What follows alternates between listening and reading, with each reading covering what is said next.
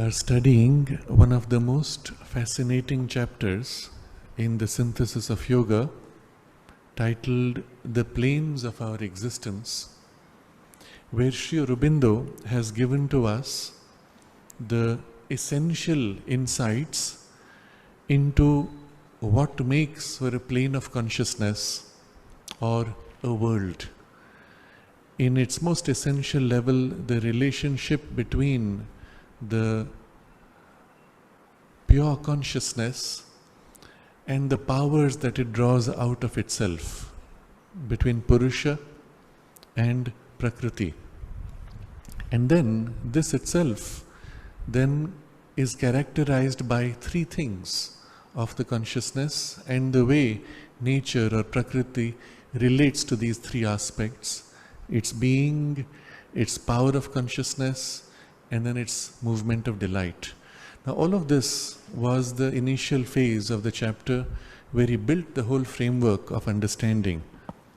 We have now moved to the most fascinating part where he actually describes the character. He has already described the character of the physical world and now the character of the vital world. And this we had largely completed the entire paragraph describing the vital world. And in the next paragraph, he describes the interaction between the physical and the vital. Now all of this is the base of that whole realm of knowledge that is called occultism. And we took it as one of our objects to explore the implications from this text in the occult sciences, because Sri Aurobindo in his description stated that he would only go to the fundamental principles of what is common between the occult sciences and the spiritual development. And in describing these fundamental principles, we saw last time that the very same principles can be turned into a practice that leads to a growth of consciousness or that leads to a development of occult powers. The very same principle can be turned or applied in two very different ways. We also recognized that as the consciousness grows, automatically, as a result of its liberation and its plasticity, the particular characteristics of the occult powers become accessible spontaneously, effortlessly, and freely in their scope. Whereas if you spend the same time and energy in developing the occult powers, you acquire a power in a very narrow band with a very limited capacity and largely subjugated to your own personal narrow ego sense. And therefore you often get trapped into the very powers that you have so struggled to develop. In terms of energy, in terms of effort, you could have done so much more if you had pursued the spiritual development. So this was the broad conclusion which we came to last time after studying the character of the vital worlds. Today, before proceeding with the paragraph itself, I want to highlight a few key ideas which were covered last time, but with implications that we did not fully explore. And then I wish to take up certain passages of the Mother's description of the vital world, because having just read this passage, having understood something of it, it will be most interesting to see how she describes this in terms of personal experience. We saw that the vital world is primarily the world of life force, where the first thing you experience is life energy, and the life energy free of form. And although there are forms through which it can express, the forms are much more free and fluid and large and even variable compared to the physical world, where form is fixed and life energy from inside the form tries to exercise itself. The character of this life energy is the drive for enjoyment, possession, and satisfaction of its own impulse. And therefore, everything in this world is primarily impulse seeking satisfaction, seeking enjoyment, seeking possession. And therefore, Sri Aurobindo says that this world can be called the desire world because that is its principal characteristic. And unlike the physical world, the desire world is capable of great fluidity and even allows for multiple planes, multiple subplanes, variations of poise, and so on. In fact, it is not fixed in a narrow band.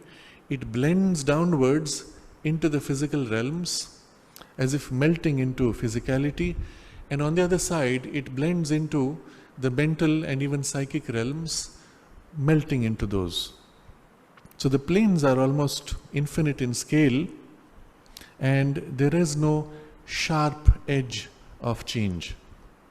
Now, one important point here, in comparison to the vital world, he says, it is not fixed in one hardly variable formula as physical life seems to be. And the suggestion here is this: physical life seems to be fixed, but actually it is also variable like the life world, but not as variable. And we see this in its most overt form in the way form changes in living things. So the flower starts as a little bud, and then as the life force increases, the bud grows, opens out, changes form, grows. Unlike what we call dead matter, which also is living, in fact, but the life is bound in the form, where forms do not change. So the table does not grow, does not sprout leaves, does not develop new organs, whereas living things do. And the greater the freedom of life force in the form, the more complex and rich and varied the change of form that takes place. But still, if you go down into that material which we call so-called dead matter, there too we see life force doing exactly the same thing, only less free, more bound. But this was one important implication of this variability of life. In its free scope, it is far more variable. In the physical world, it's bound, but it still carries its power of variability. The second important point I wanted to make was from this line where he says, in nature, in the infinite scale of being, there are no wide gulfs, no abrupt chasms to be overleaped, but a melting of one thing into another, a subtle continuity. Now this principle is valid everywhere, across all planes, across all powers of consciousness, across everything that exists. And the result is the highest spiritual planes as if lean down and melt into the most gross physical plane. Equally, the most dense physical substance as if leans towards its highest, most subtle possibilities, blending into other planes. Of course, here the context is the vital blending into the physical on one side and the mental on the other side. But these two phrases which he uses, no wide gulfs, no abrupt chasms to be overleaped. Right. What would be wide gulf? Here's an object, this is flower. Here's another object, this is a piece of dead wood. What is between them? Huge physical gap. So in the physical world, you say there's a gap. How can this touch that? Obviously it cannot, or so it seems. Or in the case of the plant is there, I am here, how can I influence the plant? It is at a distance. We are so programmed to think in terms of physical distance, we don't realize that for life force, it does not matter. And so it's equally possible for the energy to flow, and in fact there is a continuous flow. The moment my attention turns to it, it amplifies, but otherwise it is still there. Just the fact of the plant being in your room, it is influencing you, you are influencing it. It's of course much more obvious when you deal with two conscious beings. So if in the room there's a dog, it is influencing you, you are influencing it. If you are depressed, you will see the dog also becomes like this. When you are enthusiastic, the dog is also enthusiastic. Or the reverse. You are depressed, but the dog is enthusiastic. It brings that bright energy and lifts you out of your depression, because there is a continuous exchange. So, first is that there is no wide gulf. There's nothing which is far away, not only in terms of the same grade of consciousness, but across grades. So we can say, for example, we view the vital world and the physical world as next to each other, and then the mental world above. But in fact, between mental world and physical world also there is no wide gulf. They also blend into each other. Take this to its logical conclusion. There is no gulf between spirit and matter equally. They also blend into each other. And this, of course, makes for extraordinary implications for our future, for our evolution. The second point he makes is no abrupt chasm. What's the difference? Wide gulf is the separation. They are two different things and cannot connect. But abrupt chasm, the idea is something ends abruptly. So it's like there is land and suddenly there's no land, there is a chasm. And then after a gap, again there's a start of land. In reality, there is no such thing, there is always a slope. The slope may be rapid, but there is always a slope. There's always a continuity. Even in physical land where it stops, if you go actually observe the edge, you cannot find one part where an atom ends and another drops below. There's always a curvature. But it is like this also in consciousness. Even though it seems to be two separate objects, there's a blending, there's no sharp edge. You think you have a skin which is the end of your body? Go close enough to the skin, you'll find fine hairs. It's as if the body wants to extend itself beyond the skin, but that's all it can do physically. But notice, even at a distance, let's say 0.5 millimeter or 1 millimeter, where even if you don't have a hair, you will find the smell of your body.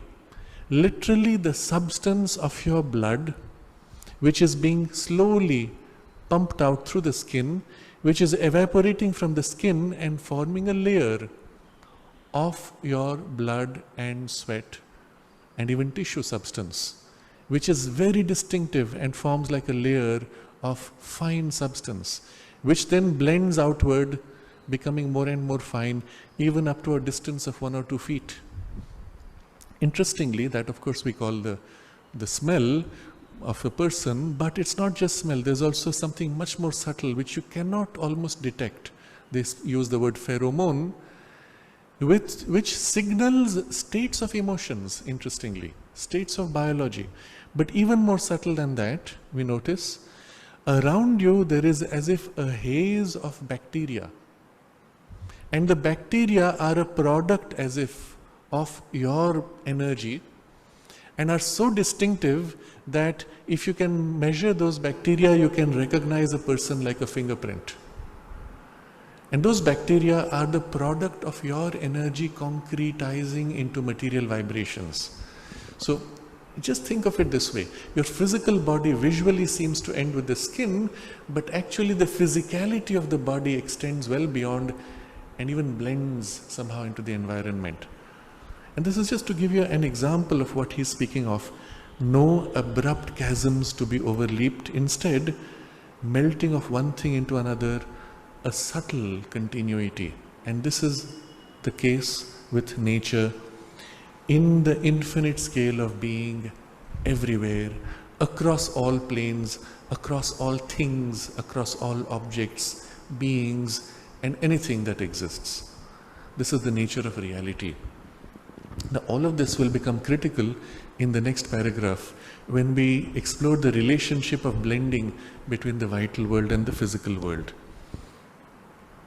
We also saw last time that because the soul is bound by desire in the vital world, just as in the physical world, the soul is bound by material form, in the vital world it is bound by desire.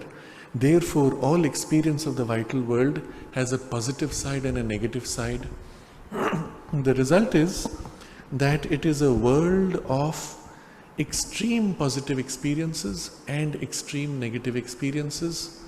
Not being bound by form, all these experiences can be infinite. And so he says,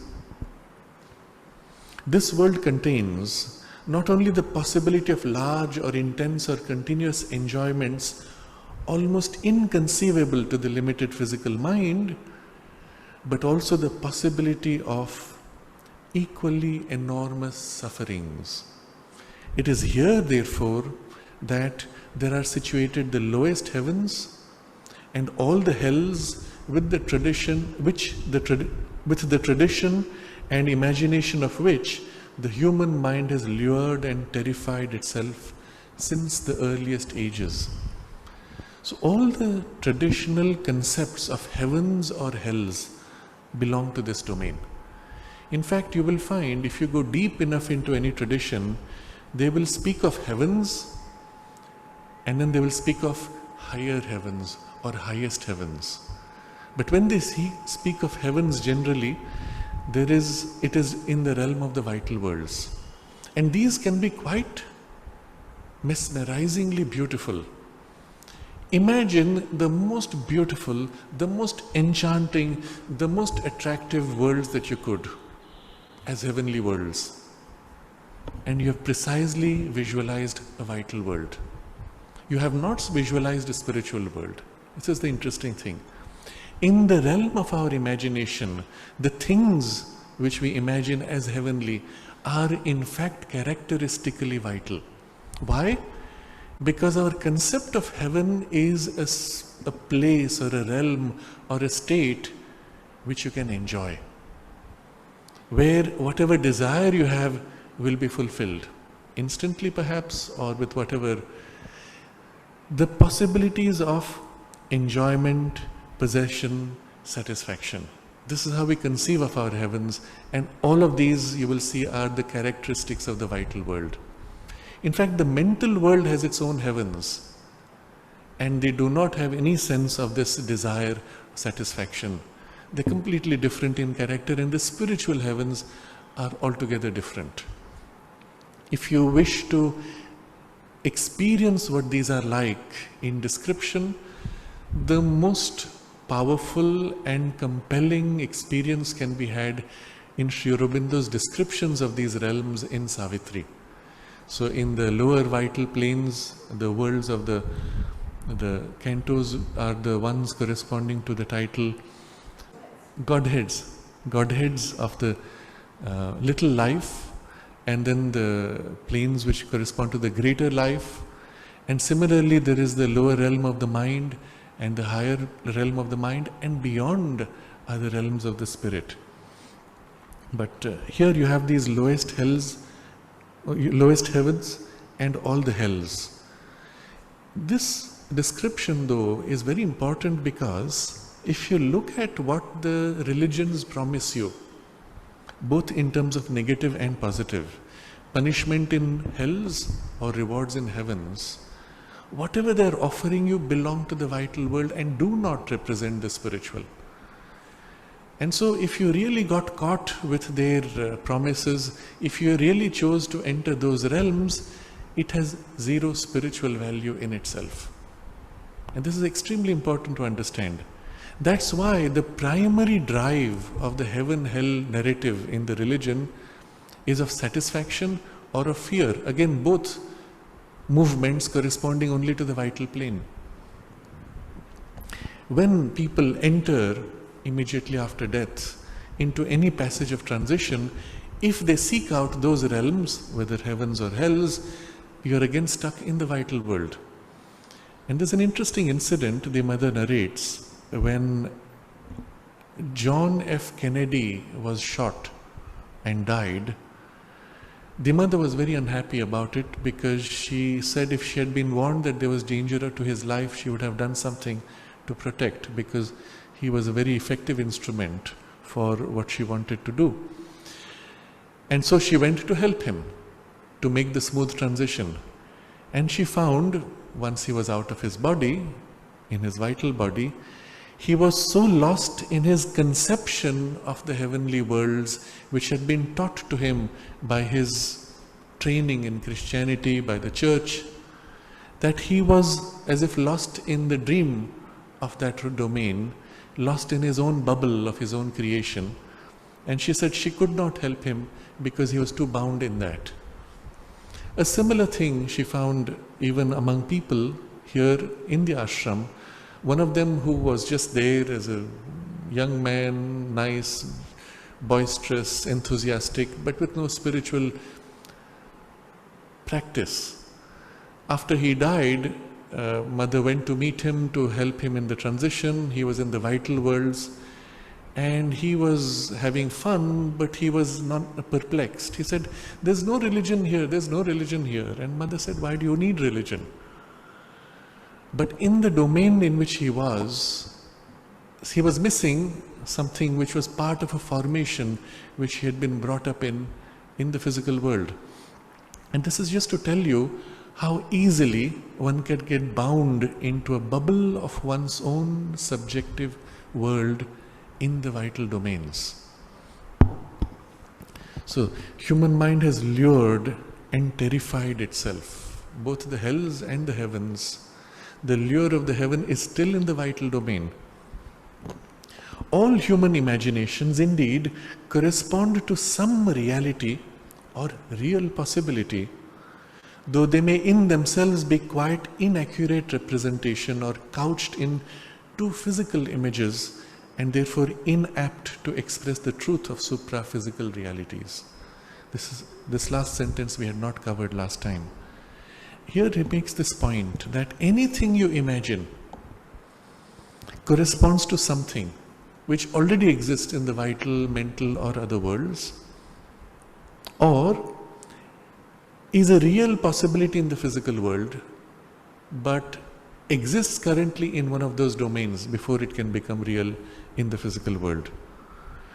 But in your imagination of it, you may be missing something because you're trying to represent what properly belongs to a different domain into your physical terms. So you have inaccurate representation, or you reduce it too much into physical images and therefore you cannot catch the thing as it is. Now, there are entire domains of vital worlds and those heavens which people have glimpsed and then tried to recreate on earth. Create a utopia on earth, a beautiful garden, Eden-like. So even the description you will see in utopia or Eden as it is commonly conceived, as artistically represented, is an attempt to translate a glimpse of something which is idealistic into material form. So you will of course see all the animals who are happy, nobody who is sad, and of course they have to be all friendly and so on. But you still have to have the animals, you still have to have those bodies and those limitations, you still have to have gravity which holds everything down, so you have to walk. Or you could imagine a little more and say, well, why not get rid of gravity or give wings to people, so there's gravity but they can still fly. But if you get rid of gravity completely, it's too different from the physical world, so you're uncomfortable. So you have to have gravity and a bit of either wings or the capacity to float at will, but then you settle back when you don't. You see, the attempt is to translate a glimpse of some ideal, but always in material terms. So the result is misrepresentation. And the truth of the supra-physical reality is very quickly lost. This is generally what happens when we wake up from a dream.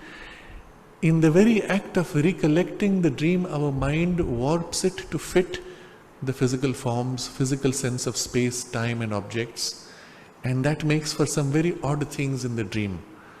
So in the dream, for example, you are doing some work in your house and then you turn and you're immediately in some other part of the world, or your house is somehow bigger or somehow smaller, or you look out of the house and the garden outside is completely different.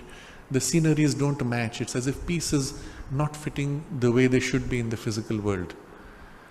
But if you can hold your awareness in a pure vital consciousness in which the dream takes place, there you will find there is no oddity. Because every experience, every emotion, every energy and quality of energy is an experience or a thing in itself. There are no rigid forms. So if you think of the happy things and you turn towards them, they are right here. All the happy memories, happy sceneries. And you think of the sad things and turn towards them in this way, they are right here, and the unhappy sceneries. So you are actually between two sceneries, which are basically representations of two qualities of consciousness that you have placed next to you in this way. And the interesting thing therefore is, the physical sense of space has no meaning.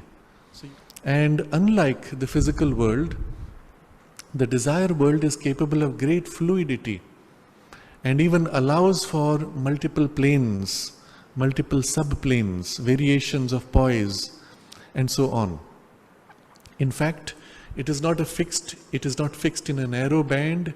It blends downwards into the physical realms, as if melting into physicality, and on the other side, it blends into the mental and even psychic realms, melting into those. So the planes are almost infinite in scale, and there is no sharp edge of change. Now, one important point here, in comparison to the vital world, he says, it is not fixed in one hardly variable formula as physical life seems to be. And so there are 4 passages that I would like to read from the mother's descriptions of these domains. When a human being is sufficiently developed, he possesses an individualized vital being with organs of sight, hearing, smell, etc. So a person who has a well-developed vital being can see in the vital world with his vital sight, consciously, and with the memory of what he has seen. This is what makes a vision. It is the same for all the subtle worlds, vital, mental, overmental, supramental, and for all the intermediate worlds and planes of the being. In this way, one can have visions that are vital, mental, overmental, supramental, etc. Now you see the key here. When you are sufficiently individualized in that plane, then the sense organs of that plane are developed and you can therefore perceive things. So why don't we all see it? We are supposed to be reasonably individualized, and this is the catch. First, not all of us are sufficiently individualized in the vital or mental planes. Just because you have a separate body, which is now an individual body, does not mean your vital is equally individualized or your mental is equally individualized. And you would know with very simple tests whether this has been sufficiently developed.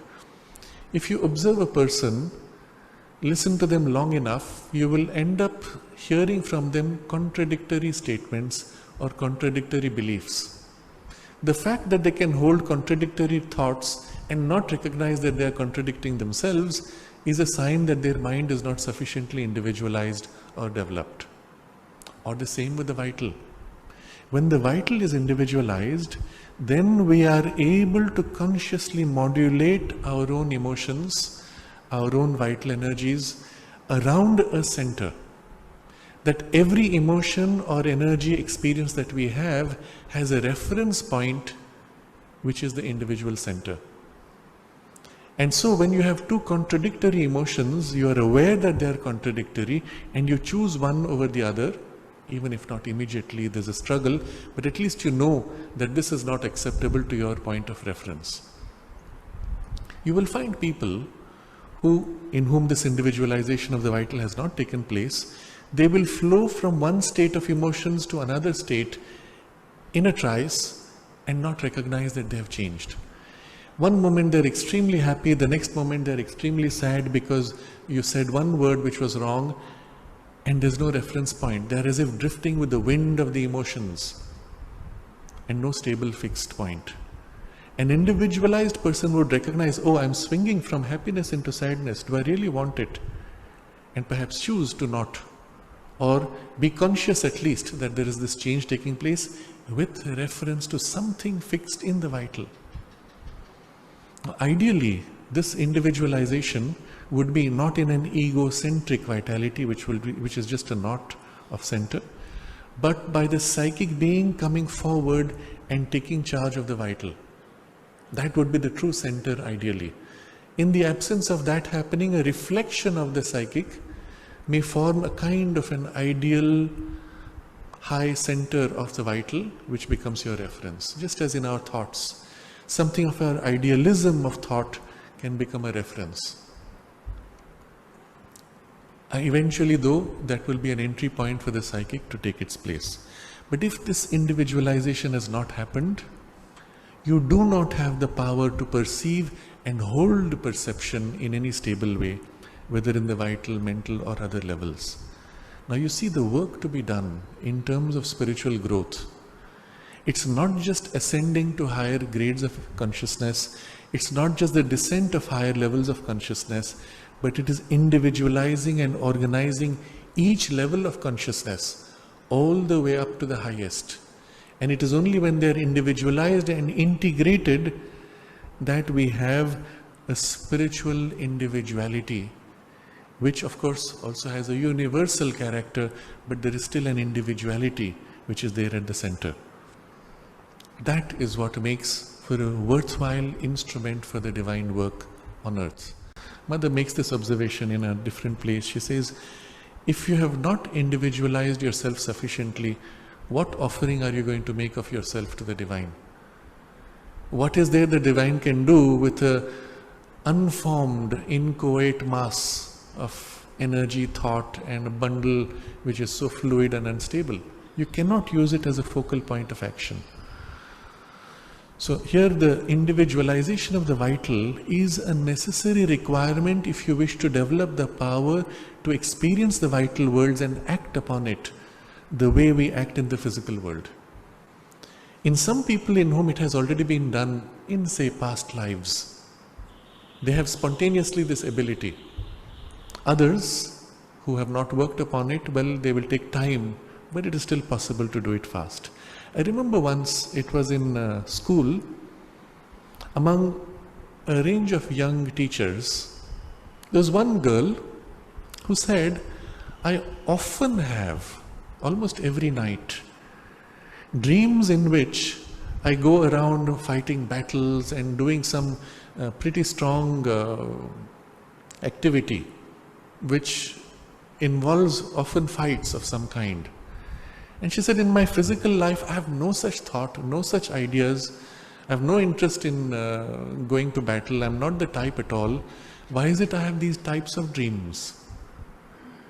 And you could see straight away what it was. Her vital being, first of all, was sufficiently individualized, which is why she could recall the dreams.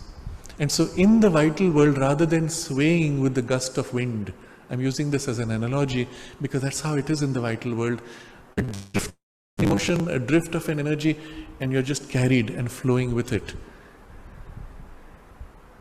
If you are unformed. In her case, she is formed. Something comes, she has an appropriate response for it. Something is contrary, she is able to act on it. Because there's a well individualized vital consciousness. So she has this experience of having to fight or struggle or oppose or act against things which are pulling and pushing upon her in the vital world. Very interesting. But she had no effort done in this lifetime for developing that. So we continue with Mother's text. On the other hand, Sri Aurobindo tells us that what is termed a hallucination is the reflection in the mind or the physical senses of that which is beyond our mind and our ordinary senses.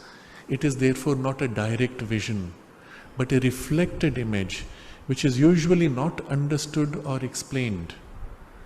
This character of uncertainty produces an impression of unreality and gives rise to all kinds of superstitions. So the moment you have had a reflected image, it does not have the tangibility or the innate reality of the thing itself. It's a reflection. So I was sitting, doing nothing in particular, and suddenly I had the image of as if I am flying in the sky. What does it mean? I don't know. Or sometimes the things can be quite detailed. I saw two peacocks dancing, and one of them was reddish and another was greenish. What does it mean? I don't know. I don't know because all I am seeing is a reflection of an image. If I had directly experienced the thing in itself, I would know exactly what it is, because I would know the thing for what it is. But because it's a reflected image, I sense something. You could ask the person, what did it feel like? What did this peacock feel like and that peacock feel like? They'll say, this one had this quality of vibe or that one had that quality. And now you're getting into the thing itself, bit by bit. But if you stop at the reflected image, it's just a picture and you can interpret. You have to interpret. So people open dream dictionary.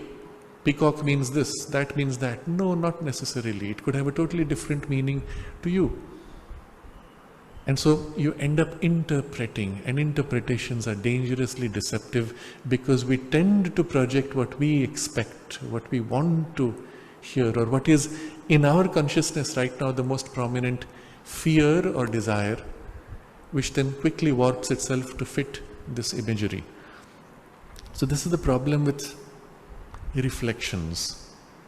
And that's how one gets into superstitions also, because you start believing, oh, this is what is going to happen. So, this is also why serious people, or people who think themselves serious, do not accord any value to these phenomena and call them hallucinations. And yet in those who are interested in occult phenomena, this type of perception often precedes the emergence of the capacity of vision, which may be in course of formation. So these reflected perceptions, which often people call visions, are only a first step of a deeper insight which will see the thing which is in itself. But unfortunately, this is what I see most often. People who have that ability to see or sense, they tend to stop with what they have, rather than allowing the power to develop in its true character. And so they are busy seeing things. They have all kinds of dreams, visions when they are meditating, and they have to ask somebody, what does it mean? It doesn't help much. But, she says, you must guard against mistaking this for true vision. For, I repeat, these phenomena occur most often in a state of almost complete ignorance and are too frequently accompanied by much error and wrong interpretation. Not to mention the cases of unscrupulous people who introduce into the account they give of their experiences many details and particulars not actually there, thus justifying the discredit with which these phenomena are received by rational and thoughtful people. So, Mother says, we shall reserve the word vision for experiences that occur in awareness and sincerity. You're fully aware of what's happening and no other mixture. Nonetheless, in both cases, in hallucination as well as in vision, what is seen does correspond to something quite real, although it is sometimes much deformed in the transcription.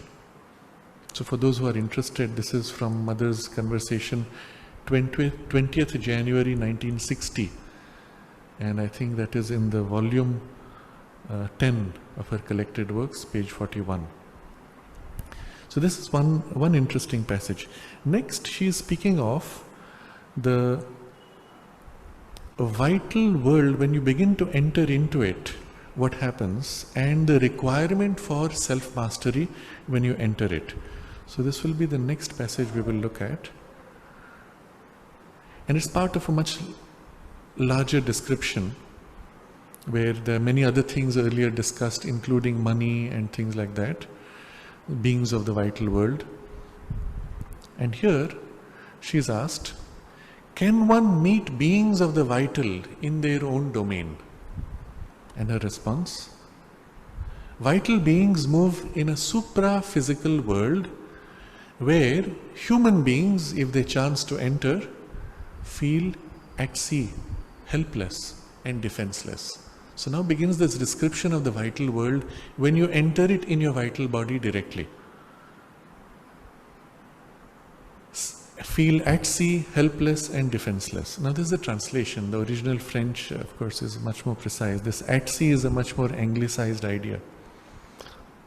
The human being is at home and safe in the material body, The body is his protection. There are some who are full of contempt for their bodies and think that things will be much better and easier after death without them. But in fact, the body is your fortress and your shelter.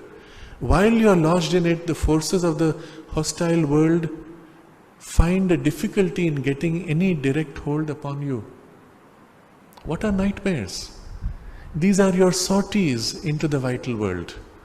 And what is the first thing you try to do when you are in the grip of a nightmare? You rush back into your body and shake yourself into your normal physical consciousness. So what is a nightmare? A part of you exteriorized in the vital world. You had this terrible experience, something attacks or harms or threatens. The instinct pulls you straight into the physical body, shocks you into wakefulness, and you wake up, it's gone. As long as you were out of the body in the vital domain, you were susceptible. You had no defense. Coming back into your body is your defense, and she'll explain this later in detail. But in the world of the vital forces, you are a stranger. It is an uncharted sea in which you have neither compass nor rudder. You do not know how to go, you do not know where to go, and at each step, you do just the opposite of what should be done. So you will recall your own dreams, where every time you are in that domain, you look at something, you say, what if something happens? And it starts happening. When you should be saying, nothing can happen to me, you're busy thinking, what if something happens to me? What if I'm attacked? So instinctively, because it's the realm of desire, you are desire, your body is bundle of desire, and your fears and desires and hopes are what pop out from you, precisely creating the things which they fear or which they desire. So she says you have to do the opposite of what should be done. Then she explains, directly you enter any realm of this world, its beings gather around you and want to encompass and get out of you all you have, to draw what they can and make it a food and a prey. Let's say you've just got out of your body in your vital body, got out of your physical body in the vital world directly. Immediately the beings of the vital world say, hey, here's something interesting, and they latch on to you, to take, to feed. Remember, it's a world of desire. Everything is desire. So all the energy bundles of desire attach themselves to whatever they can. And so what happens next? Or what can you do? If you have no strong light and force radiating from within you, you move there without your body, as if you had no coat to protect you against a chill and bleak atmosphere, no house to shield you, even no skin covering you, your nerves exposed and bare. Very interesting description. What's the coat? Protects you from the chill. In the vital world, you do not have the coat. What is the chill there? The mood of that particular world. If it is a world of sadness, it's like a chill, frigid world. Oh, I feel so sad, chilly sad. If it is a world of warmth, emotional warmth, you feel the warmth of the glow. Of course, there you enjoy to be. But if it is the chill of sadness or despondency, you have no protection. You're exposed to it directly. You have no house inside which you can close and hide yourself. You have no skin. What does that mean? All your sensations and nerves are directly exposed. Everything hits you full blast. No dulling sensation of skin. Now you enter a domain which is despondency. The despondency hits you full on. What can you do? Nothing. You are entirely exposed and bared to it. If it is intense, it hits you with full intensity. If you enter a world of happiness, the happiness hits you with full intensity. You become intensely overwhelmed with the happiness of that domain. Then Mother says, there are men who say, how unhappy I am in this body, and think of death as an escape. And after death, you have the same vital surroundings and are in danger from the same forces that are the cause of your misery in this life. The dissolution of the body forces you out into the open spaces of the vital world, and you have no longer a defense. There is not the physical body any longer to rush back in for safety. So this is the problem, and I've actually heard this from many people who say things like, I'm so unhappy now, my life is no use, I just need to die and be free of this. And they think that being free of this misery, they'll be in some great state, and it's much worse. Because the same despondency they have is now enormously amplified. This is often the case with people who commit suicide, because you cannot commit suicide in a state of normal awareness. You have to be seized with something so dark that it clouds your soul's light. It clouds your mind's intelligence or buddhi, discriminating power. It has to cloud you so much that you can become a toy in the impulse to suicide. And then when you're thrown out of the body, that same darkness now overwhelms you, seizes you, and to get out of it is extremely difficult. Even if somebody else with the necessary occult knowledge tries to free you from it, you're so lost in it, it's like you're wrapped up in a bundle of darkness and there's no way to cut through. So, Mother's conclusion, it is here upon earth, in the body itself, that you must acquire a complete knowledge and learn to use a full and complete power. Only when you have done that will you be free to move about with entire security in all the worlds. Complete knowledge, complete power, this self-mastery which is required. And you have to do it here. Only when you are incapable of having the slightest fear, when you remain unmoved, for example, in the midst of the worst nightmare, can you say, now I am ready to go into the vital world. So that's your test. What did you do in the nightmare? But this means, she says, the acquisition of a power and a knowledge that can come only when you are a perfect master of the impulses and desires of the vital nature. You see the key point. When you're in the vital world, your impulses and desires are what you do, what you become, what happens. And if you have not mastered those in your physical life, you cannot be safe, because it is that which will be released without limits. You must be absolutely free from everything that can bring in the beings of the darkness or allow them to rule over you. If you are not free, beware. So, perfect master of the impulses and desires of your vital nature. So what does it require? What does it mean practically? She says, no attachments, no desires, no impulses, no preferences. Perfect equanimity, unchanging peace, and absolute faith in the divine protection. With that, you are safe. Without it, you are in peril. And as long as you are not safe, it is better to do like little chickens that take shelter under the mother's wings. So somebody asks, how does the physical body act as a protection? Mother answers, the physical body acts as a protection by its grossness, by the very thing we charge against it. It is dull and insensitive, thick, rigid and hard. It is like a fortress with strong, dense walls. The vital world is fluidic. There things move and mix and interpenetrate freely. It is like the waves of the sea that ceaselessly flow into each other and change and mingle.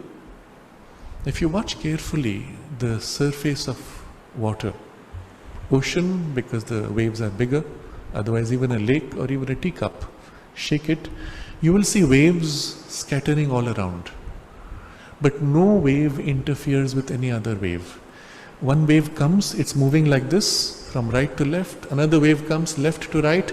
They just join and pass on. They blend momentarily and then separate and continue. They do not collide. They pass right through each other. Now imagine 1,000,000 waves of different sizes, different intensities, different frequencies coming at you from all directions of the universe. and passing right through you from all directions. And each wave represents an emotion, a state of energy, a quality of consciousness, of emotions, of life force. Right now, everything passing right through. Okay, let's set aside the smaller waves, big ones. The big wave of joy passes right through. Big wave of sadness passes right through. Big wave of fear passes right through. And while it's passing right through, you are one with it, because you are experiencing it superimposed as your consciousness. Now, unless you have individualized your consciousness sufficiently, you have no reference of what is I. The fear comes, it passes through you, you become fear. Until it passes, you are helpless. But if you have individualized, you can separate your consciousness. That's the whole point of individualization. You separate your consciousness, you experience the fear that overwhelms as it passes you, but you are not fear, you are full of peace, clarity, unshaken faith.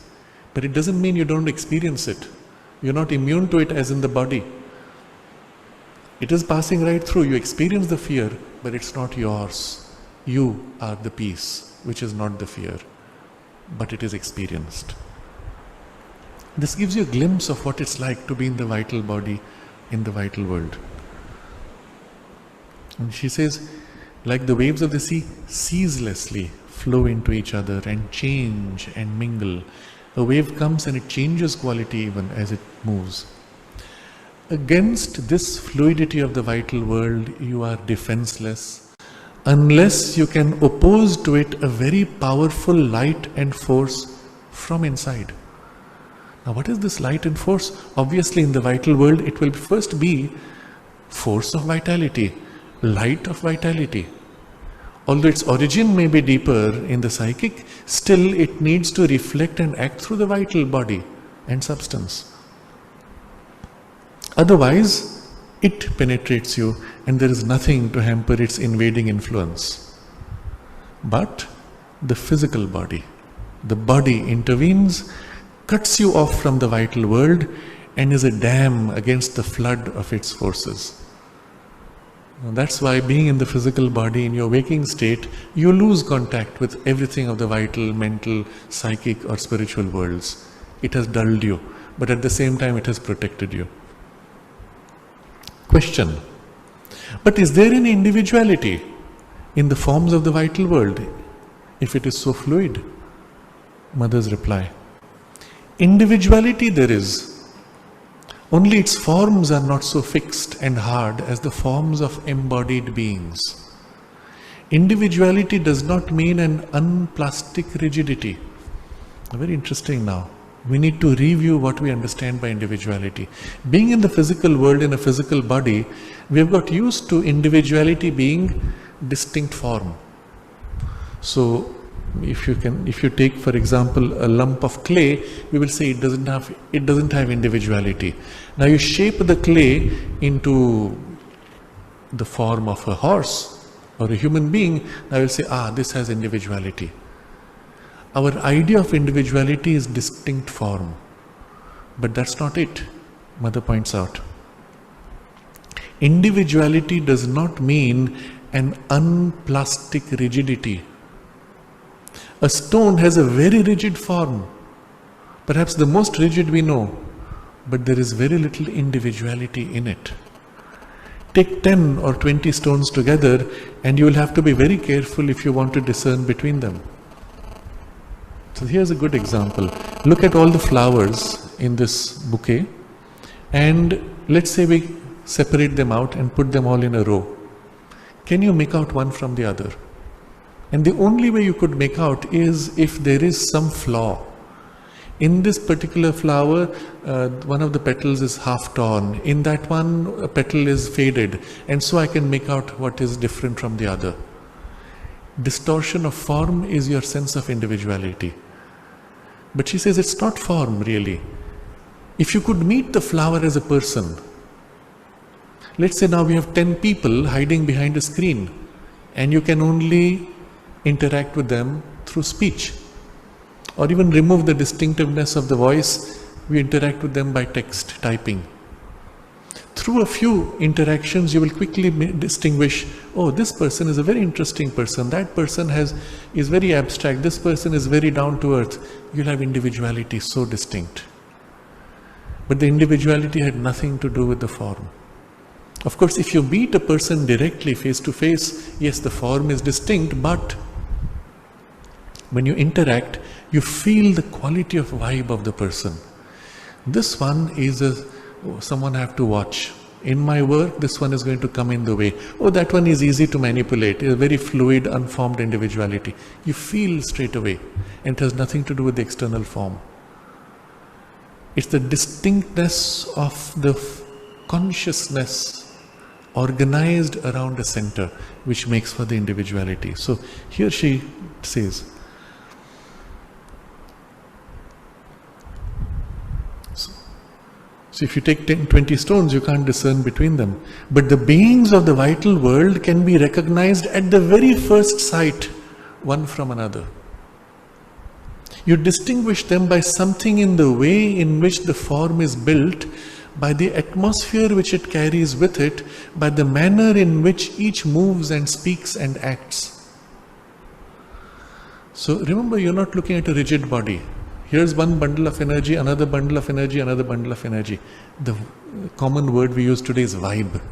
The vibe of this one I like, that one I don't like, this one I know I cannot trust, this one is a bit slimy. And you see, the feel which you have with a human being, which transcends the physical appearance, is what you're meeting now directly as energy bundles. But it can still have a form. As human beings change their expression according as they are happy or angry, these beings also undergo change in the stress of their moods. But the alteration is more intense in the vital world. Not only the mere expression, but the very form of the features change. So in the human being, the fellow has a smile, it's upward. If he is sad, it's downward. So in the little smileys, emojis, you have a curve up, it's a smile, curve down, it's sad. That's the only thing which changes. The length of my arm doesn't change. I still have 5 fingers, I still have 2 eyes. But the being of the vital world, according to the mood, changes form completely. A glimpse of this I mentioned last time is how we represent cartoons. A cartoon creature, when he's scared, he goes, his hair goes on end, his mouth opens wide, his body bloats up. And when he's sad, the whole body shape changes, colors change. But even more, if you've seen the movie called The Mask, just if you recall that, there is this person, human being, who wears a magical mask and then his body becomes elastic like the cartoon. So when he is salivating with someone who is attractive, his mouth drops open, his tongue flops out and unrolls, and that's the energetic expression of his emotions. And the body flows to express the shape as the energies flow. Sometimes you will see in the human experience, you will say, today I am so happy, I am walking on a cloud. What does it mean? There's this uplifting movement of the energy in the quality of the experience of the emotions. In the vital world, you'll actually experience yourself floating, flying, cloud-like. Today I am so unhappy, I feel the whole weight of the world on my shoulders, and you walk with this heavy march. Well, in the vital world, you will literally feel this oppression as if the entire universe is pressing down. You'll feel your body like lead. That's the experience when freed from physical form. So the very features change, the shape of the body changes.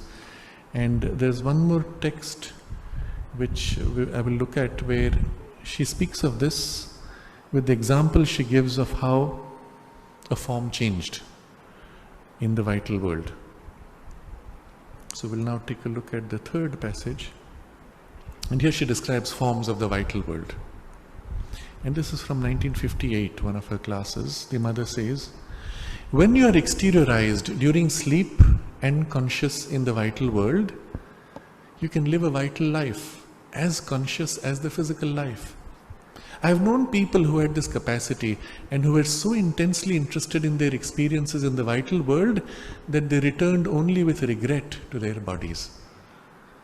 If you are conscious and master of yourself in the vital world, and if you possess a certain power there, the circumstances are marvelous, infinitely more varied and more beautiful than in the physical world. Suppose, for example, that you're very tired and you need to rest. If you know how to exteriorize yourself and consciously enter into the vital world, you will find there a region like a miraculous virgin forest. You see very carefully the wording, she says, like a miraculous virgin forest. It's actually a region of energies. But when represented to your consciousness, it is like this miraculous virgin forest, with all the splendors of a rich and harmonious vegetation, magnificent mirrors of water, and an atmosphere so filled with this living, vibrant vitality of the plants. There is such a life there, such a beauty, so much richness and plenitude that you awaken full of force and with an absolutely wonderful feeling of energy, even if you remain there but a minute. So you go out of your body, you stay there for a minute, you come back and you have all the vitality. But it is so objective, so concrete. I have taken people there without telling them what it was all about, and they were able to describe the place exactly as I myself would. Now again, this gives you a suggestion that in the same domain of the vital world, different people can experience differently the forms. But this, she says, is sufficiently dense in form to be almost objective. Then she continues, there are regions like that, not very many, but some. On the other hand, there are many unpleasant places in the vital world where it is better not to go. Those who can easily learn to go out of their bodies should do so with a great deal of caution. I could never teach this to many people, for were they to do it alone, it would mean abandoning them, sometimes without protection, to experiences that can be extremely harmful. So we had this narration which was given by Pranabda, who was one of Mother's attendants, and one day, late at night, after midnight, when Mother had finished all her meetings, she said to Pranab, I'm going to teach you occultism. He says, Mother, I'm sleepy. He says, no, this is the only time we have alone. So she says, and she takes him out of the body, into the vital world. And he said he came out, and there was some kind of a strange creature there, and it had hairs. He said it was camel-like with lots of hairs, but even at his distance, the hairs were poking him everywhere. And it was so unpleasant. He says, Mother, this is so uncomfortable, get me out of here. And so Mother brings him back. And then next day again, Mother says, well, let's go on with your next lesson. And he says, no, Mother, I'm too tired, I'm too sleepy. So finally, Mother is disappointed. So he asks, Mother, is there some way by which you can just give me the capacity so I can use it whenever I need to? So Mother gave in to his demand and said, okay, I give you that. So obviously he never bothered to develop that, and that whole thing faded. There is one example. But there are other more interesting examples. And one was of Huta, with whom Mother worked intensely in this sphere. Because Mother wanted to create the paintings of all these worlds. And you cannot paint them if you have not experienced them. It's not something you're supposed to imagine. There were descriptions from Savitri or from other poems of Sri Aurobindo which the Mother wanted to represent, and you have the exhibition here permanently of those paintings.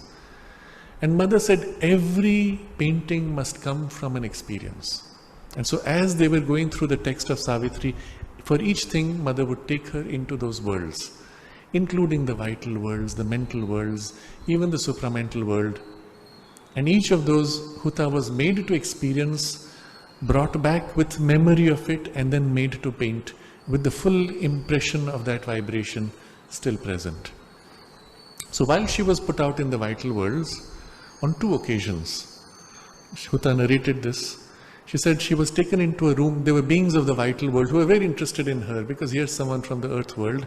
So they took her into a big room, and on the wall of the rooms, the way people put heads of animals that they have hunted, there were heads of human beings. And then those beings told Huta, look, here's a hole, put your head inside. And Huta said, no, I will not do that. And no, nothing, there's no danger, just put your head inside. And somehow Huta had this spontaneous reaction. She pulled back and said no, and she came back. And when she narrated to the mother said, yes, if you had put your head there, your head would have been chopped and put as a trophy by them. Quite scary. And another example was where the beings, very nice, they took her and there was a boat and a lake, and they said, come, we will take you, come with us on the boat.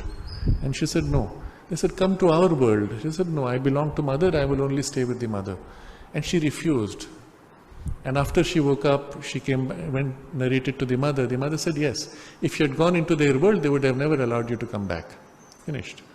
So, there are realms like this. You will see when we were visiting Ireland, it's one of those spaces where the veil is very thin.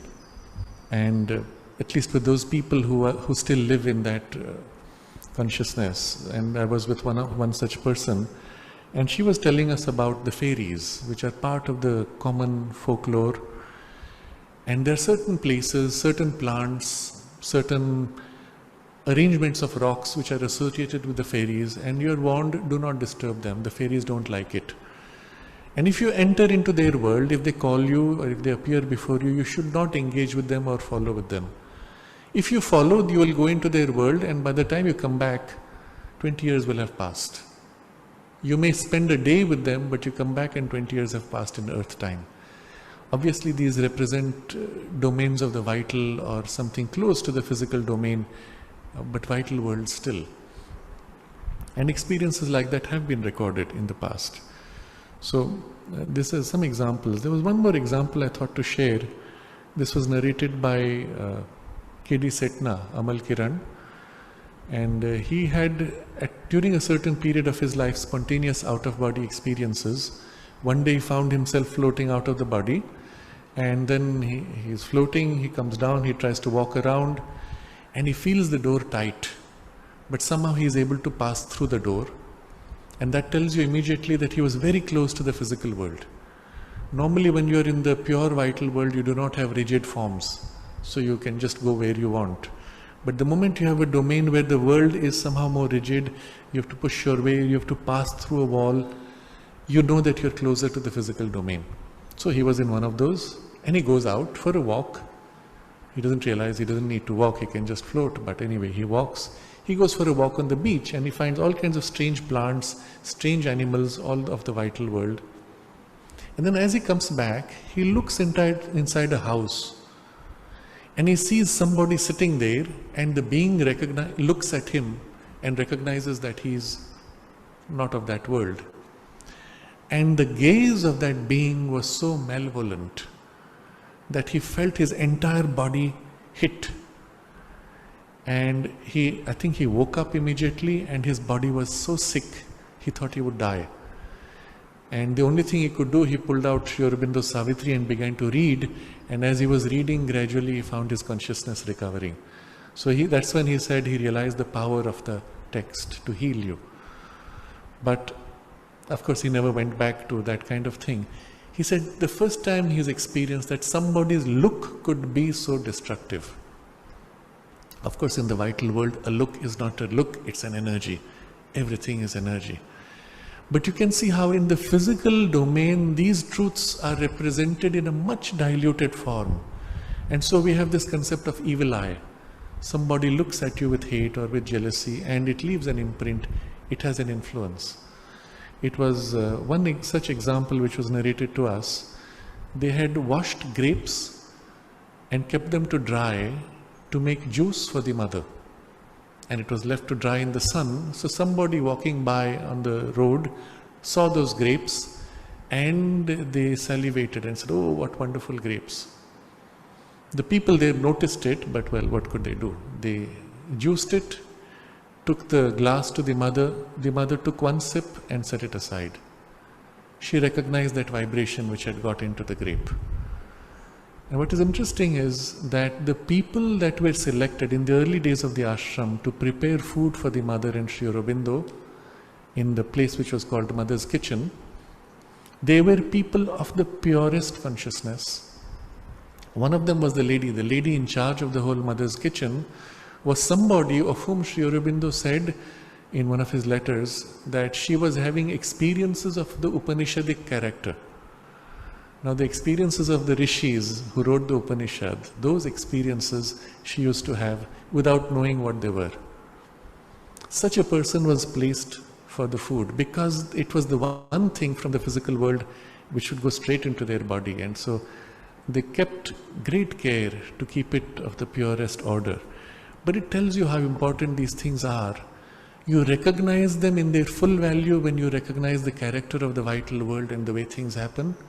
But in the physical world, those truths are represented in a much more diluted form, but they are still valid. So, we come back to Mother's description. She says, I couldn't teach people because of the danger that people would get into. Then she says, the vital world is a world of extremes. If, for example, you eat a bunch of grapes in the vital world, you feel so nourished that you can remain without hunger for 36 hours. That's a long time, 1.5 days. But you can also run into things and enter places that will wrest all the energy from you in a minute, and at times leave you ill or even disabled. You enter the space and it sucks out your energy. Or in the case of Amal Kiran, you meet a being and his look sucks out your energy. And she continues, I knew an absolutely exceptional woman, this is Madame Théon, from the occult point of view, who had just such an accident in the vital world. While trying to wrest somebody she valued from the beings of the vital world, she received such a blow to one eye that she lost it. Without getting that far, it may happen that you meet with accidents in the vital world that leave their trace for hours after awakening. So in the vital world, in your dream state, you might have an attack, something hits you and injures you, you wake up and you'll find a mark on your body, because instantly it transfers into the physical body. And Mother was very careful about these. I remember in the case of Panditji, he had a dream where a tiger was coming after him, and at one point in the dream, the tiger put its paw on his shoulder.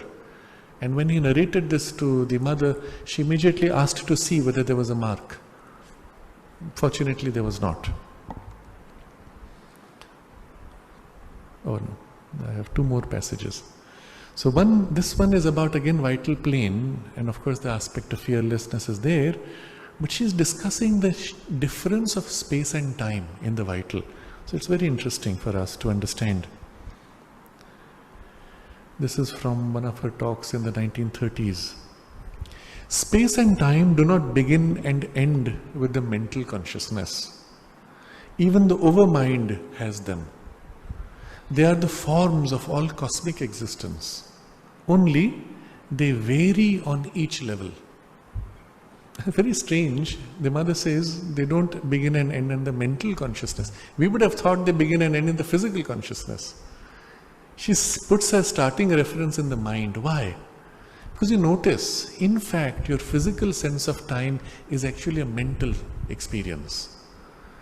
In your mind, you can daydream and come back, and it feels like only 5 minutes have passed, but you look at the watch, half an hour has passed. So actually our direct experience of time is first in the mind, and through the mind, the perception in the physical world. And similarly with space.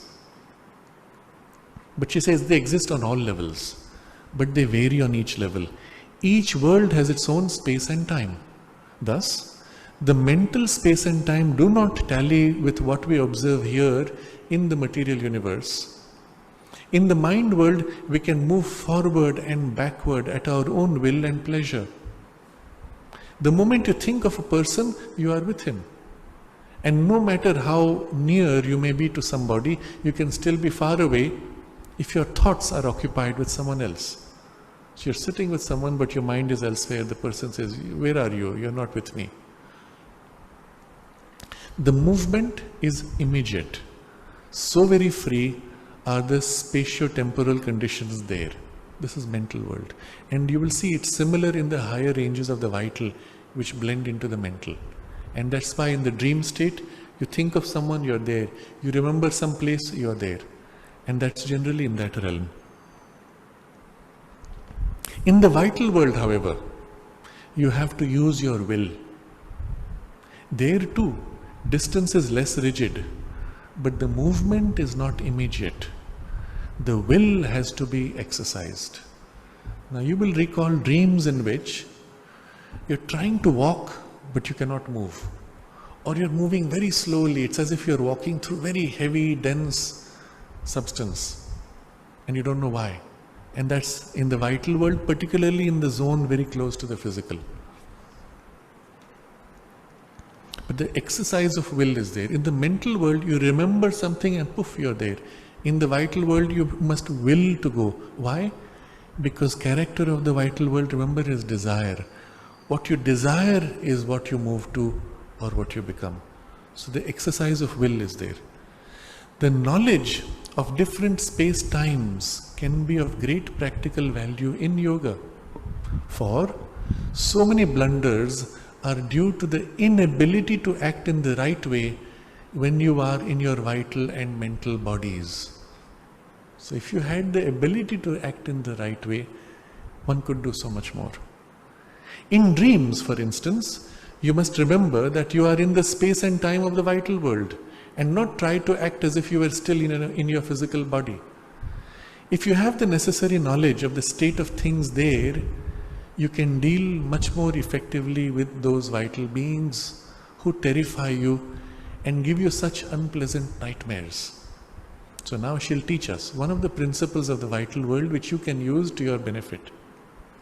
One of the characteristics of activity in the vital space and time is that these beings are able to assume huge shapes at will and create the vibration of fear in you, which is their most powerful means of invading and possessing you. So here's their secret. First, they can change their shape and size at will, just as you could. But they can create the vibration of fear in you. You feel fear, you think it's your fear. No, it's them projecting or creating that vibration of fear in you. And if you accept the fear, or if you allow it, it's their most powerful means of invading and possessing you. Why? The fear they created in you makes you now vulnerable, puts you in a relationship of subjugation. And now they control. Through the fear which is in you, they control you. When you're afraid, what happens? Your entire behavior is an expression of the instinct that comes with the fear. Now, if they put into you the fear sense, well, it warps you. And that's it, done. Too late. You are now seized by them. So, invading and possessing you. So she explains, you must bear in mind their power of terrifying illusion and cast out all fear. Once you face them boldly, unflinchingly, and look them straight in the eyes, they lose 3/4 of their power. Interesting. What does it mean to look straight into someone's eyes? Instantly you'll find you individualize yourself and dissociate yourself from the other. You break out of that influence. And immediately their power diminishes. They created this big shape, they infused fear into you, you rejected the fear, looked them straight without fear. Instantly, what happens now? There's a shift in the energy balance. And if you call upon us, Sri Aurobindo and the Mother, for help, then even the last quarter is gone and they either take to their heels or are dissolved. A friend of mine, she says, who used to go out in his vital body, once complained that he was always being confronted with a gigantic tiger who made the night very wretched for him. I told him to banish all fear and walk straight up to the beast and stare it in the face, calling of course for assistance if necessary. He did so, and lo, the tiger suddenly dwindled into an insignificant cat. You see, the form changes because you change the relationship of energy. All form is expression of the energetic balance and relationship. You change your energy, you change the relationship, the form changes. And she says, you have no idea of the almost magical effect of staring fearlessly into the eyes of a vital being. Even on earth, if you deal in this way with all those incarnations of the vital powers which we ordinarily call animals, you are assured of easy mastery. Interesting idea. A physical tiger will also flee from you if without the least tremor you look him straight in the eyes. A snake will never be able to bite you if you manage to rivet its gaze to yours without feeling the slightest dread. Merely staring at it with shaking knees will not help. There must be no disturbance in you. You must be calm and collected when you catch its gaze as it keeps swaying its head in order to fascinate you into abject fear. Interesting. What's happening in that interaction with the snake? When the snake is swaying its head, it's trying to fascinate you and awaken the fear in you, which becomes its point of influence on you. You refuse it, look it straight in the eye with no vibration of fear. It cannot bear it. Animals are aware of a light in the human eyes which they are unable to bear if it is properly directed towards them. Man's look carries a power which nullifies them, provided it is steady and unafraid. Think about the implications of this, because it has many interesting implications. It's not just the physical gaze, it's also the attitude of your consciousness towards a danger, towards a problem which may come before you, towards somebody's ill will or negative influence. You may feel an ill will influence from somebody, but if you create this poise, fearless, straightforward, direct, and face that ill will, it's enough. And then of course you ask for help. It's enough to dissolve it, or at the very least weaken it entirely. So, Mother says, to sum up, remember two things. Never, never be afraid. And in all circumstances, call for the right help to make your strength 100-fold stronger. So with this, we have had a pretty good idea of the sense of experience of the vital worlds and the necessary requirement to be able to act in the vital plane with freedom and effectiveness. And we also see some of the correlations with physical world experiences. That's why the gift of these works will last humanity for many centuries. As we evolve in human consciousness, we will find the same text now we are able to discover deeper insights and implications. It will not stop with a single generation. We are reading this 100 years after Sri Aurobindo wrote it. And still he is far ahead of the general norm of the human consciousness. So these books will literally serve to navigate for humanity in the whole coming evolution of the next few centuries. Not just the book, but the living consciousness and presence which is behind the book, that also actively helps you to experience these things more deeply.